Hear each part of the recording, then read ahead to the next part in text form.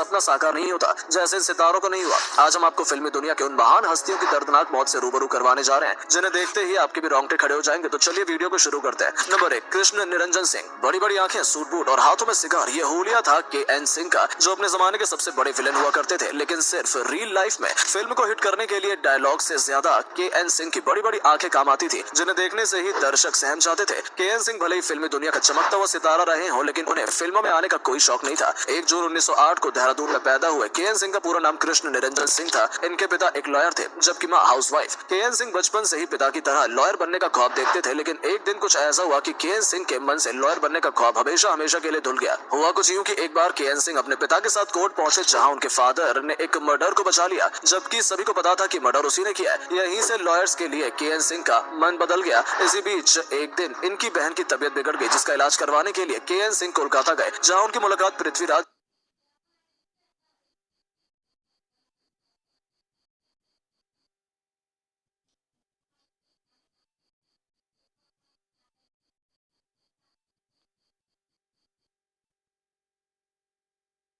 जी से हुई। अब पृथ्वीराज जी को के.एन. सिंह इतने भाग गए कि वो उन्हें देव की बोस के पास ले गए।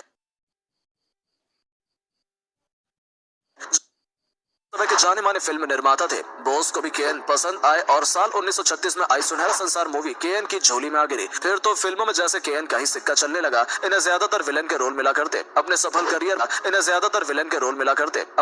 करियर में के.एन. ने हावड़ा ब्रिज, आवारा, बरसात और एन इवनिंग इन पेरिस जैसी शानदार फिल्मों में काम किया। लेकिन इस मशहूर एक्टर का अंत बड़ा ही दर्दनाक हुआ। दरअसल जिन आंखों की वजह से इन्होंने पॉपुलैरिटी हासिल की थी, उन्हीं आंखों को ये खो बैठे। असल में इन्हें मोतियाबिंद हो गया। के.एन. ने इलाज करवाया, लेकिन डॉक्टरों ने गलत इलाज कर दिया, जिस वजह से के.एन. सिंह की आंखें चली गई और जिंदगी घोर अंधेरे में डूब गई। यही अंधेरा इन्हें अंदर ही अंदर खाता गया और साल 2000 में इन्होंने आखिरी सांस ली।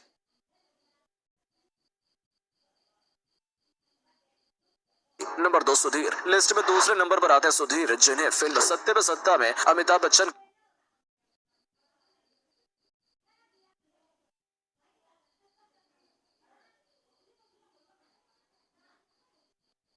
के भाई वाले रोल और देवानंद की फिल्म हरे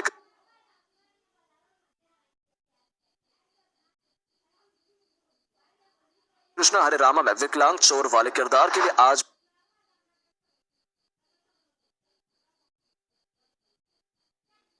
भी याद जाता है। 1944 में जन्मे सुधीर भले ही इंडस्ट्री में सुधीर के नाम से फेमस है, लेकिन इनका असली नाम भगवान दास मूलचंद्र लुथरिया था। वैसे तो सुधीर फिल्मों में मेन हीरो के रूप में पहचान बनाना चाहते थे, पर इंडस्ट्री ने उन्हें हीरो से ज्यादा विलन के रूप में एक्सेप्ट किया और सुधीर बन गए खलनायक। 1962 में फिल्म प्रेम पत्र से अपने करियर की शुरुआत करने वाले सुधीर ने महल, खोटे सिक्के, हकीकत, धर्मात्मा जैसी शानदार फिल्मों में काम किया। हकीकत जैसी फिल्मों में इन्होंने पॉजिटिव किरदार निभाया, लेकिन ज्यादा पसंद नहीं किए गए। तब सुधीर समझ गए कि उन्हें लोग नेगेटिव रोल में ही देखना चाहते हैं, इसलिए सुधीर ने खलनायकी से भरे किरदारों को हाथों हाथ लिया और एक अलग पहचान बनाई। फिल्मों के अलावा सुधीर को रेस में पैसा लगाने का भी बड़ा शौक था। इनकी किस्मत का सिक्का भी काफी चमकदार निकला। सुधीर ने जितनी बार भी रेस में पैसा लगाया, हर बार उन्हें जीत मिली। इस तरह सुधीर करोड़ों रुपए के मालिक बन गए और उस रोज सबसे अमीर लोगों की लिस्ट में शुमार हो गए। इसी बीच सुधीर की मुलाकात शीला रे से हुई। शीला रे उस जमाने की मशहूर मॉडल हुआ करती थी। दोनों के बीच दोस्ती हुई, दोस्ती प्यार में बदली और फिर दोनों ने शादी कर ली। लेकिन सुधीर नहीं जानते थे कि उनका यही प्यार उनकी मौत का कारण बनेगा। दरअसल शीला रे बेवफा निकली। शादी के कुछ समय बाद ही फिल्म डायरेक्टर महेश भट्ट के साथ रिलेशनशिप में आ गई। सुधीर से ये बेवफाई बर्दाश्त नहीं हुई और वो शराब सिगरेट के आदी हो गए। सुधीर ने इतना नशा किया कि उनके फेफड़े, किडनी, लगभग सभी ऑर्गन्स खराब हो गए।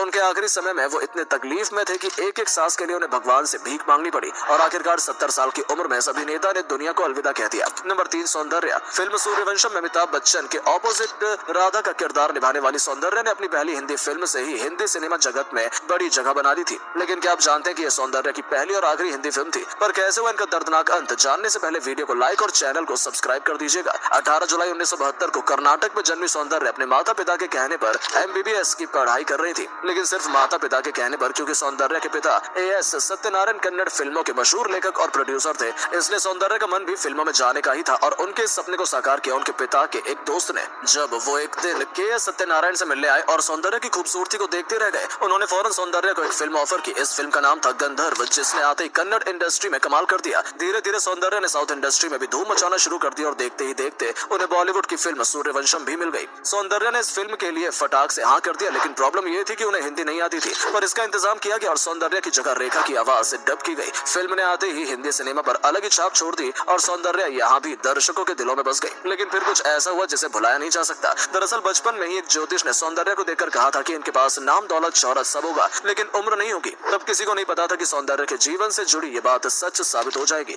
असल में फिल्मी करियर में लगातार शोहरत हासिल कर रही सौंदर्या को बीजेपी ने पार्टी ज्वाइन करने को कहा। सौंदर्या मान गई। 2004 की बात है जब सौंदर्या को एक रैली के लिए आंध्र प्रदेश के करीमनगर पहुंचना था, लेकिन टाइम कम था, इसलिए सौंदर्या ने बैंगलोर से जल्दी पहुंचने के लिए एक 4 सीटर प्राइवेट एयरक्राफ्ट बुक किया। लेकिन उड़ान भरने के कुछ ही देर बाद इस एयरप्लेन का बैलेंस बिगड़ गया और ये वहीं जलकर राख हो गया। इस तरह सौंदर्या सहित प्लेन में बैठे बाकी 3 लोग भी मारे गए। बता दें कि इससे ठीक 1 साल पहले यानी 2003 में सौंदर्या ने अपने बचपन के दोस्त GS रघु से शादी की थी और शादी के 1 साल बाद ही उनकी कहानी का अंत हो गया। नंबर 4 अमरीश पुरी। जहाँ सिमरन जा जीले अपनी जिंदगी, मोगैम्बो खुश हुआ। दोस्तों, अमरीश पुरी के ये वो मशहूर डायलॉग्स हैं जो आज भी लोगों की जुबान पर चढ़े रहते हैं और उन्हें मरने के बाद भी लोगों के बीच जिंदा रखते हैं। 22 जून 1932 को पंजाब के नवान शहर में जन्मे अमरीश पुरी को इंडस्ट्री ने हाथों हाथ लिया था। 1970 में आई फिल्म प्रेम कुचलाई से फिल्मी दुनिया में कदम रखने वाले अमरीश पुरी अपने जमाने के सबसे बड़े खलनायक थे, जो लगभग हर बड़ी फिल्म के भी कभी नायक तो कभी खलनायक का रोल अदा करते थे। जान, ताल, जुबैदा, परदेस, गदर एक प्रेम कथा, रिश्ते, टार्जन, घायल, कोयला और जीत जैसी तमाम हिट फिल्में देने वाले अमरीश पुरी जैसी एक्टिंग करना शायद ही किसी के बस की बात है। यही कारण था कि अमरीश पुरी अपने टाइम का सबसे ज्यादा फीस चार्ज करने वाले विलेन थे।